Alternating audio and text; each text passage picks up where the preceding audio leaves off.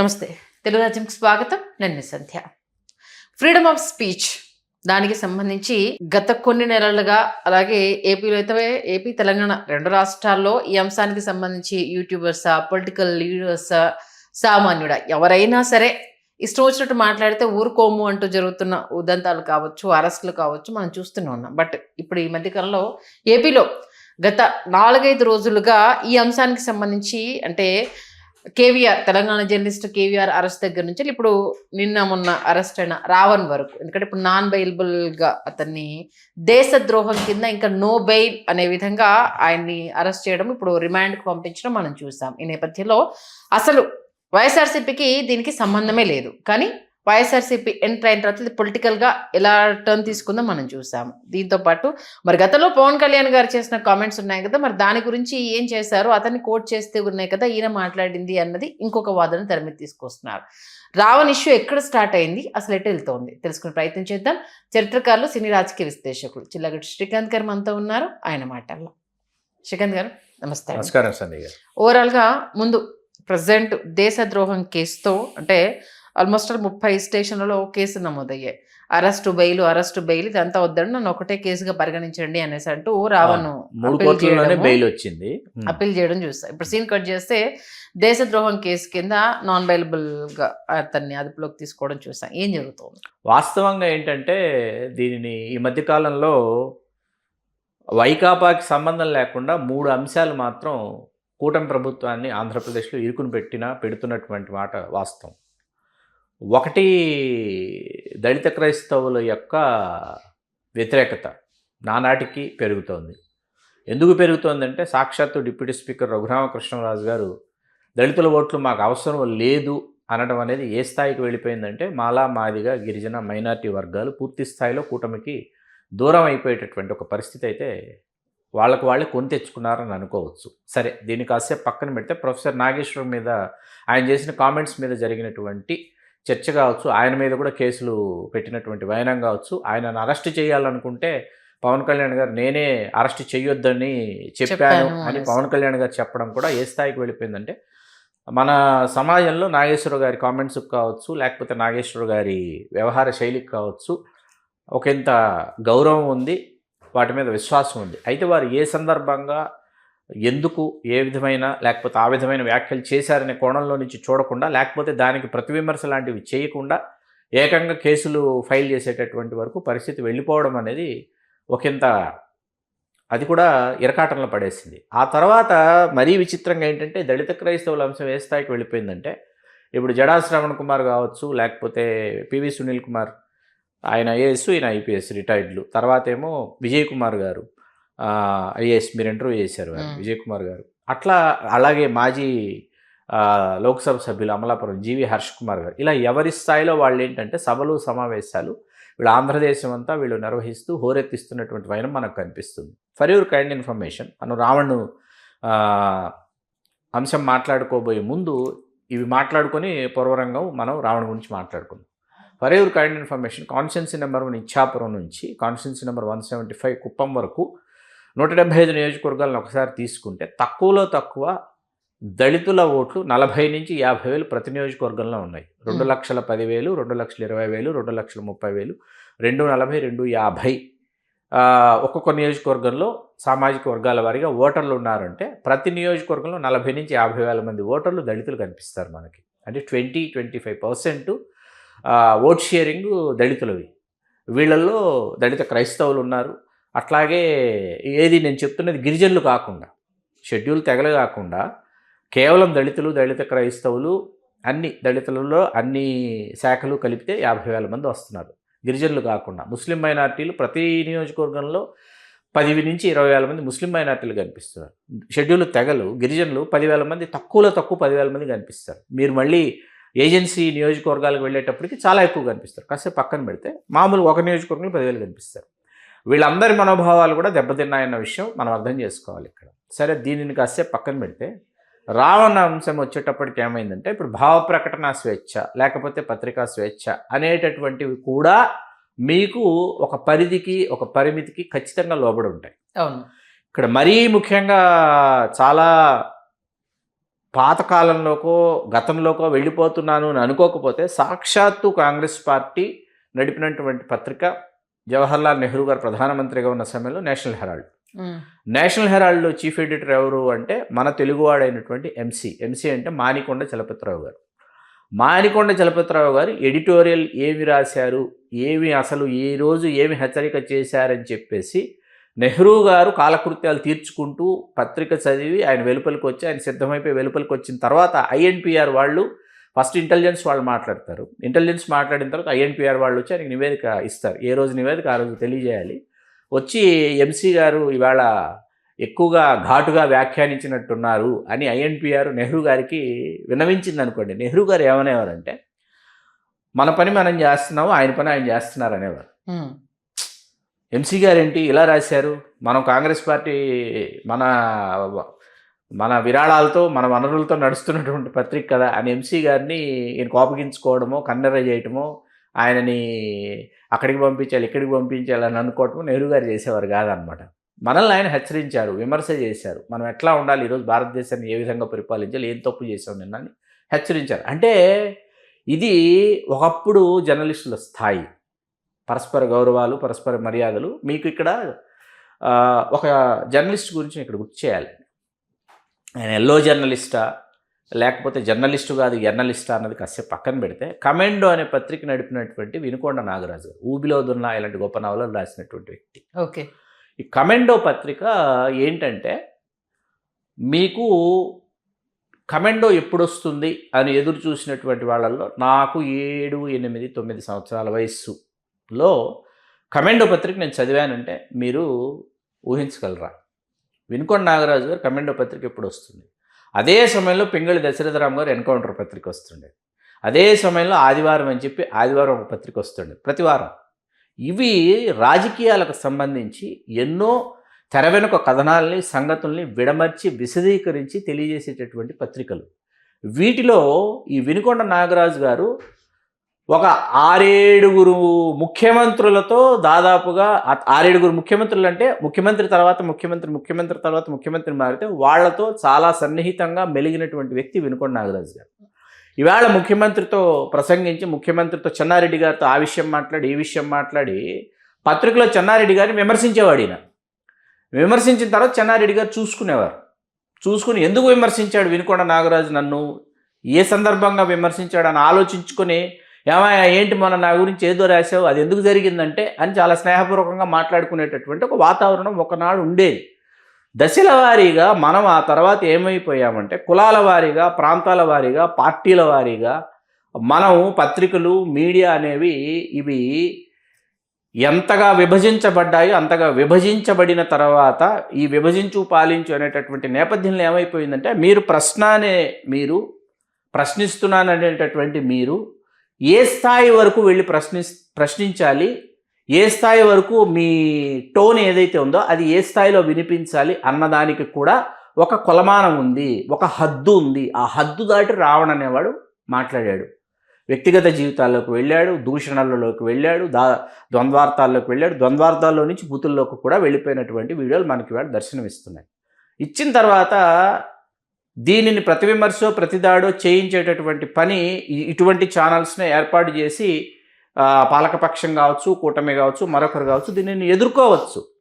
కాకపోతే ఏంటంటే దీనిని ఇక్కడే ఈ స్థాయిలో ఆపకపోతే రేపు ఎంతమంది ఇటువంటి వాళ్ళు తయారవుతారో, ఎంతమంది ఇటువంటి వాళ్ళు తయారయ్యి ఈ విధంగా వీళ్ళు వెరితలలు వేస్తారో, వికృత చేష్టలు చేస్తారో అనేటటువంటి పరిస్థితిని దృష్టిలో పెట్టుకుని రాజద్రోహం కేసుని అతని మీద వాళ్ళు ఈవేళ ఫైల్ చేయటం జరిగింది. ఇక్కడ ఇప్పుడు కాసేపు దీని పక్కన పెడితే అతని విధి విధానాలు, అతని పద్ధతి, అతను ప్రశ్నించిన తీరును కాసేపు పక్కన పెడితే, మొన్న కాకినాడలో పోలీసు వాహనాల్లో ఆ వెహికల్ అతన్ని తీసుకువెడుతుంటే జనసేన శ్రేణులు అటకాయించే ప్రయత్నమో లేకపోతే అతను మాకు అప్పచెప్తే మా తడాక చూపిస్తామని చేసినటువంటి ఒకటి వెహికల్ వెనక పరిగెత్తి పోలీస్ స్టేషన్ ముందుకు వెళ్ళేసి మచిలీపట్నంలో ఏమో పోలీస్ స్టేషన్ మీదకి వెళ్ళిపోయారు. అదే కోడిగుడ్లతో వెళ్ళిపోయి ఇప్పుడు వీళ్ళు ఏం చేశారంటే ఎంత అత్యుత్సాహం ప్రదర్శించారంటే, రాజకీయపరమైనటువంటి ఆసక్తి ఉన్నటువంటి వాళ్ళకు మాత్రమే తెలిసినటువంటి రావణ్ ఇవాళ తెలియనటువంటి వాళ్ళు కూడా అతని గురించి తెలుసుకుని అతను ఏం మాట్లాడో వినేటటువంటి పరిస్థితిని వీళ్ళే జనసేన అత్యుత్సాహవంతులు తీసుకొచ్చారు. అతన్ని హీరోని చేశారు ఇప్పుడు చేశారు అతన్ని హీరోని చేసి ఇప్పుడు ఇన్ని స్టేషన్ల చుట్టూ తిప్పడం, లేకపోతే ఇన్ని కేసులు ఇన్ని కోట్లలో అతని మీద నాన్ బెయిలబుల్ తీసుకురావడం, రాజద్రోహం కేసు, ఇవన్నీ ఏంటంటే అతనికి ఒక హీరో వర్షిప్ని వీళ్ళే ఆపాదించారు. మీ గతంలో జనసేన శ్రేణులు కత్తి మహేష్ని కూడా ఇట్లాగే తయారు చేశారు. అతను అతను ఏదో బ్లాగ్లో రాసుకుంటుండేవాడు, లేకపోతే ఫేస్బుక్లో పోస్ట్ చేసుకుంటుండేవాడు. మీరు ఇప్పటికీ నేను ఏం చెప్తానంటే, ఒకరు మిమ్మల్ని విమర్శిస్తున్నారు అంటే మీరు విమర్శకు ప్రతి విమర్శ చేయండి, సద్విమర్శ చేయండి, సద్విమర్శను ఎదుర్కోండి.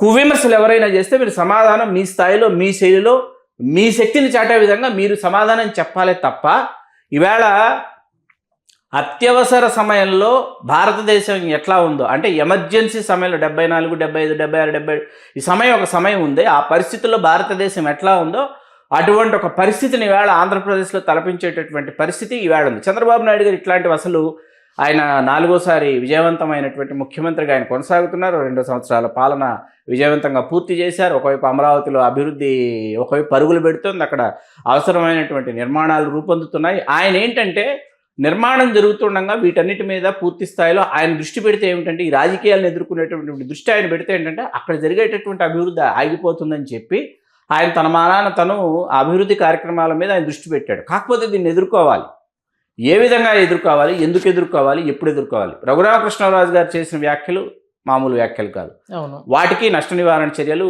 చేపట్టాలి. అట్లాగే ఎక్కడ పడితే అక్కడ ఎవరు పడితే వాళ్ళు, దళిత క్రైస్తవులు కావచ్చు, దళితులు కావచ్చు, ఆ సంఘాల వాళ్ళు కావచ్చు, ఆ ప్రతినిధులు కావచ్చు, వాళ్ళు నిర్వహించుకుంటున్నటువంటి సభలు, వీటన్నింటిని దృష్టిలో పెట్టుకొని ఎదుర్కోవాలి. రావణ అంశం కావచ్చు, ఈ 3 వాస్తవానికి వైకాపాకి సంబంధం లేనటువంటి అంశాలు. కాకపోతే వైకాపా ఖాతాలో వీటిని జమ చేస్తున్నారు, జతపరుస్తున్నారు అన్నమాట. ఒకటే ఫ్రీడమ్ ఆఫ్ స్పీచ్ కి భంగం కలిగిస్తూ దేశద్రోహం కేసులు పెట్టడం ఏంటి, నిన్ను కేసులు పెట్టి పోలీస్ స్టేషన్ లో తిప్పించడం ఏంటి, ఇక్కడ మనం అంగీకరిస్తున్నాం సంధి గారు. ఇప్పుడు భావ ప్రకటన స్వేచ్ఛ, పత్రికా స్వేచ్ఛ అనే వాటిని ఇక్కడ మనం ఖచ్చితంగా వాటిని అంగీకరిస్తున్నాం. అంగీకరించడం లేదు అని నేను అనటం లేదు, మీరు అనటం లేదు. ఇక్కడ ఏంటంటే మన భావ ప్రకటన స్వేచ్ఛకి, పత్రికా స్వేచ్ఛకి, లేకపోతే వాక్ స్వాతంత్రపు హక్కుకు కూడా రాజ్యాంగం మనకు కల్పించినటువంటి హక్కులు ఇవి. వీటికి సంబంధించి దీనికి ఒక పరిధి ఉంది, పరిమితి ఉంది, ఒక హద్దు ఉంది అని చెప్తున్నాను నేను. మీకు అర్థమవుతుంది కదా. మీరు ఆ హద్దు దాటి ప్రవర్తించారు, హద్దు దాటి చాలా దూరం వెళ్ళిపోయారు. మీరు హద్దు లోపల ప్రశ్నిస్తే ఏమవుతుందంటే ఆ ప్రశ్నకు సమాధానం వస్తుంది, లేకపోతే మౌనంగా వాళ్ళు ఉండిపోతారా, లేకపోతే ఏం జరుగుతుంది అనేది మనం చూడాలి. మనం ఆ తర్వాత ఇంకా దాటి కొంతవరకు పెంచవచ్చు. అంటే ఇప్పుడు ఏంటంటే మీరు నేర్పిన విద్యే కదా నీరజాక్ష అన్నట్టు, గతంలో రావణ్ పదే కోట్ చేసిన ఒక విషయం ఏంటంటే, నా అభిమానం అన్నట్టు పవన్ కళ్యాణ్ గారు మాట్లాడిన భాషలో నేను మాట్లాడుతున్నాను అనేసి అంటూ ఆయన అందుకోవడము, అక్కడ ఆయన ఏవేవో వర్డ్స్ వాడాడో వాటితో పాటు ఈయన ఒక ఇంత పర్సనల్ గా అటాక్ చేయడం అనేది పవన్ కళ్యాణ్ కూడా సమాధానం చెప్పుకోవాల్సినటువంటి పరిస్థితి ఏర్పడింది. ఏ సందర్భంగా నేను నా కొడకల్లారా అని నేను అన్నాను. నేను పవన్ కళ్యాణ్ కూడా పవన్ కళ్యాణ్ గారు కూడా ఏంటంటే పవన్ కళ్యాణ్ గారి భాషతో ఆ రోజు కావచ్చు, మళ్ళీ మరొకసారి స్పష్టం చేస్తున్నాం, మనం తెలుగు రాజ్యంలోనే మనం పవన్ కళ్యాణ్ గారి భాషకు సంబంధించో, ఏది మాట్లాడినటువంటి భాషకు సంబంధించో, శారీరక భాషకు సంబంధించో, ఆయన యొక్క ప్రవర్తనకు సంబంధించో మనం కూడా ఏకీభవించలేదు. గతంలో మనం పవన్ కళ్యాణ్ గారిని మనం ప్రశ్నించాం. ఏ విధంగా ప్రశ్నించాం, ఏ స్థాయిలో ప్రశ్నించాం అంటే నిర్మాణాత్మకంగా ప్రశ్నించాం. మెయిన్ అది నిర్మాణాత్మకంగా ప్రశ్నించాం. నిర్మాణాత్మకంగా ఎక్కడ ప్రశ్నించాం, ఎప్పుడు ప్రశ్నించాం, అది కూడా మనం వీక్షకులు గుర్తు చేస్తున్నాను. ఎందుకంటే మనము హద్దులు దాటితే కరెక్ట్ కాదు కదా. మన సంస్కారం ఏమైపోయింది. ఇప్పుడు మీరు ప్రశ్నించాలి అని అనుకున్నప్పుడు మీరు పెట్టుకున్న ఎజెండా అయితే దారి తప్పింది కదా. ఇప్పుడు అంతేగా, పక్కదారి పట్టిపోయింది. మీకోసం అప్పుడు ఏంటి, నీ ఫ్యామిలీ రోడ్డు మీదకి వచ్చేసి ఏం చేస్తారో మా ఆయన్ని అంటూ నీ భార్య ఒకంత విలపిస్తూ ఉంది. ఇప్పుడు మీ అమ్మా నాన్న బాధపడుతూ ఉంటారు. మీరు ప్రశ్నించడం తప్పు కాదు, ఆ ప్రశ్నించడానికి ఎంచుకుంటున్న మార్గం అనేదే ఇక్కడ ప్రతిసారి ఏంటిది. ఇప్పుడు ప్రొఫెసర్ నాగేశ్వరరావు గారు నిన్న ఒక విశ్లేషణ చేశారు. దేశద్రోహం కేసు పెట్టడం ఏంటండి అసలు ఏంటంటే, మిమ్మల్ని ఎవరు అడగొద్దని అనుకుంటున్నారా? ఇలా చేసుకుంటూ పోతే గతంలో వైఎస్ఆర్సీపీ ఇలా చేసినందుకే కదా 11 సీట్లకు పరిమితం చేశారు. మీరు అదే కోవలోకి వెళ్తే మీ పరిస్థితి ఏంటిది ప్రశ్నించుకోవాలి కదా అన్న ఈ అంశాన్ని రైజ్ చేస్తున్నారు.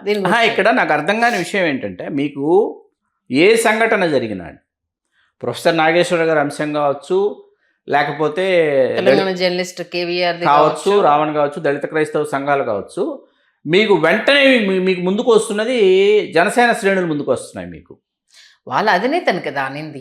జనసేన శ్రేణులు ముందుకు వస్తున్నాయి. ఉమ్, జనసేన శ్రేణులు ముందుకు వచ్చి వాళ్ళు ఒకంత సంయమనంతో సమన్వయంగా ఏమైనా ప్రశ్నిస్తున్నారా, లేకపోతే ఆ విధమైనటువంటి కార్యక్రమాలు ఏమైనా రూపొందిస్తున్నారా, ఆ విధంగా విమర్శలు దాడి చేస్తున్నారంటే కానే కాదు.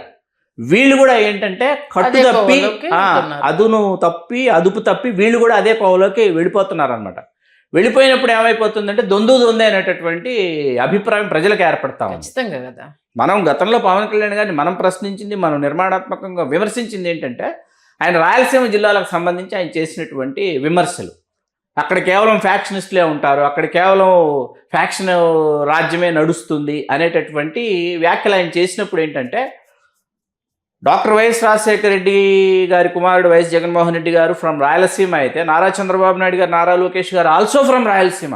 ఆ విషయం గుర్తు చేసాం మనకు పవన్ కళ్యాణ్ గారికి.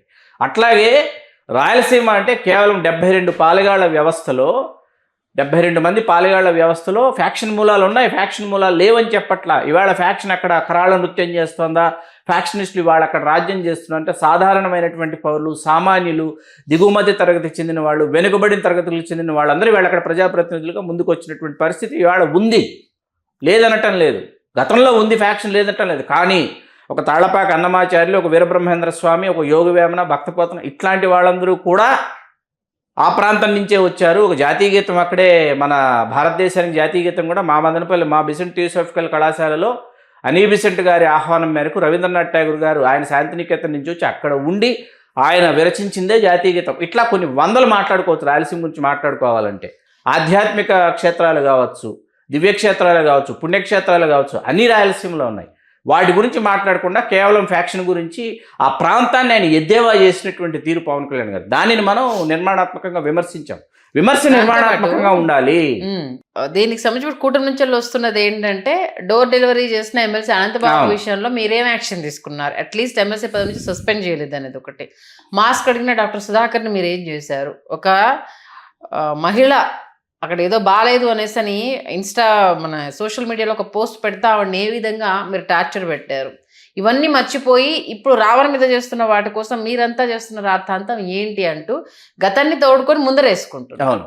అంటే ఏపీకి సంబంధించి అనేక అంశాలు మనకు తెర మీద ఉన్నప్పుడు వాటన్నింటినీ మరుగున పడేసి దీని గురించి ఇప్పుడు ఏంటిది, ఎక్కడెక్కడ తెలుగు వాళ్ళు ఉన్నారో అక్కడక్కడ ప్రతి దగ్గర ఓ చర్చ. ఇప్పుడు ప్రశ్నారావణి హీరో, అంతే కదా, హీరో ప్రశ్నారావణి ఇప్పుడు దేనికోసం ఆ వర్క్షిప్ వచ్చింది? ఇప్పుడు అతనికి నిజంగానే ప్రశ్నించి అతను ఏం ఉద్ధరించాడు?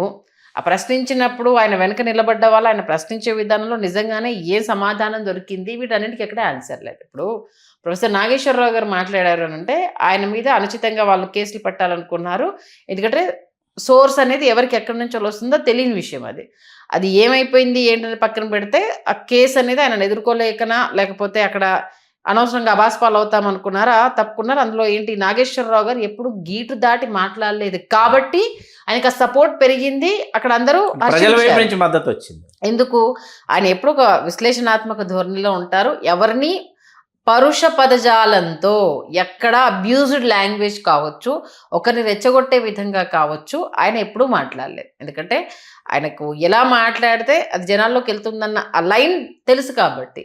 ఇక్కడేంటి, ఆ థిన్ లైన్ని మర్చిపోయి, అదే నేనన్నా ఆ విభజన రేఖ ఏదైతే ఉంటుందో, హద్దు ఏదైతే ఉంటుందో, హద్దు దాటి మాట్లాడుతున్నటువంటి మాటలు, హద్దు దాటి చేస్తున్నటువంటి చేష్టలు.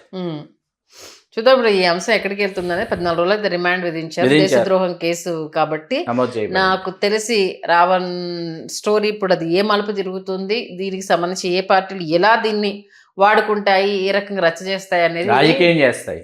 ఎందుకంటే ఇప్పుడు దళిత క్రైస్తవులు అన్న అంశం తెర మీదకి వచ్చిన తర్వాత అది ఇంకో రకమైన మలుపు తిరగడం. ఇప్పుడు జడా శ్రవణ్ పట్టుబట్టి కూర్చున్నాడు. ఎందుకంటే ఒక సెన్సిటివ్ సభలో చేసిన కామెంట్స్ కావడం పెద్ద దుమారం. మెయిన్ ఇప్పుడు దళిత శంఖారావము నువ్వు పెట్టేసుకున్నారు. మీరు అక్కడ ఏం మాట్లాడాలి, మీ సమస్యలకు సంబంధించి మీరు అంశాలు మాట్లాడుకోవాలి వాళ్ళు. పర్సనల్ అటాక్ కాదు కదా. చేశారు వ్యక్తిగత వాళ్ళకు విమర్శలు, వ్యక్తిగత సంబంధించి, జీవితాలకు వెళ్ళిపోయారు. ఎలాంటి ఇబ్బందులు ఉన్నాయి, ఏ ఎజెండాతో మనం ముందుకు వెళ్దాము, ఇప్పటికీ మన వాళ్ళు ఎదుర్కొంటున్న సమస్యలు ఏంటి, అలాంటి సమస్యలు వస్తే యాజ్ అడ్వకేట్ గా మీరేం చేస్తారు అనేది మీరు పిలుస్తున్న వాళ్ళు ఎంతవరకు దానికి సబబైన పర్సన్స్ అనేది కూడా ఇక్కడ కౌంట్ చేసుకోవాల్సిన విషయం. మొత్తానికైతే రాజకీయ రంగం ఉంది, ఎటువైపు వెళ్తుందో చూద్దాం. మంచి విశ్లేషణ ఇచ్చారు. ధన్యవాదాలు శ్రీకాంత్. ధన్యవాదాలు సంధి గారు.